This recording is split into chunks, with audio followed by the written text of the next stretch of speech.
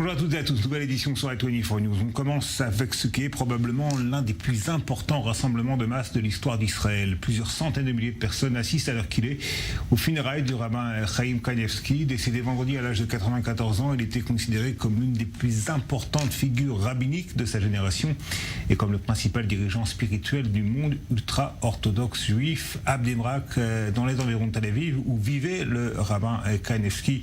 On retrouve tout de suite en direct Pierre Clochenler. Pierre, bonjour. On peut le constater autour de vous, des centaines, des milliers, des dizaines de milliers de personnes continuent de tenter en tout cas de se rapprocher du cimetière de Bnei Brak où auront lieu dans peu de temps les obsèques du rabbin Kanievski. Oui, absolument, Dror. À l'heure actuelle, la foule est en mouvement vers le cimetière, puisqu'il s'agit à l'heure actuelle de la procession funéraire qui va amener la dépouille de ce rabbin vénéré dans le cimetière où il va être inhumé.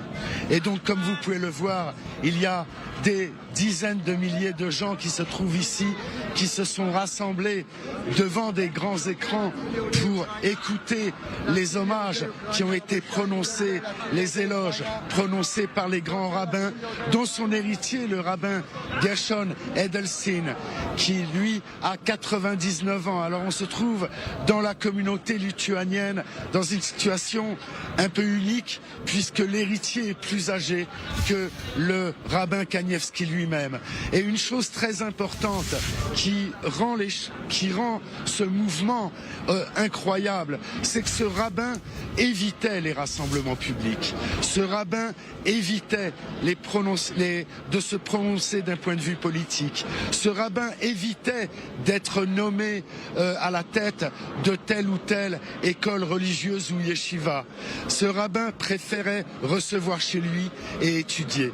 Et c'est l'étude des textes sacrés qui font que les gens lui rendent hommage aujourd'hui. Et quel est l'état d'esprit, Pierre, des gens qui sont autour de vous, avec qui vous avez pu vous entretenir ?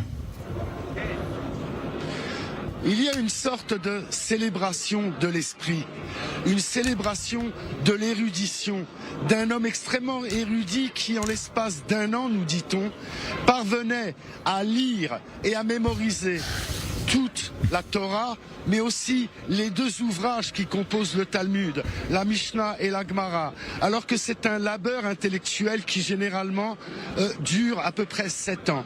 Cet homme passait son temps à l'étude et il se levait à 1h du matin pour étudier. Il s'agit donc ici d'un hommage à l'érudition, à l'étude et une célébration de l'esprit. Et c'est ça qui est assez incroyable, parce que les gens sont venus ici de leur plein gré, ils n'ont pas été appelés, mobilisés pour venir ici. Il ne s'agit pas ici des funérailles d'un leader nord-coréen où les gens sont obligés de mimiquer des pleurs.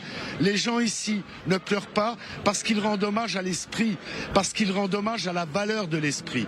Et en même temps, ils viennent ici de leur plein gré, volontairement. Et c'est ça qui rend les choses tellement uniques dans ces obsèques. Dror. Pierre Clochenler depuis Bnei Brak, merci beaucoup.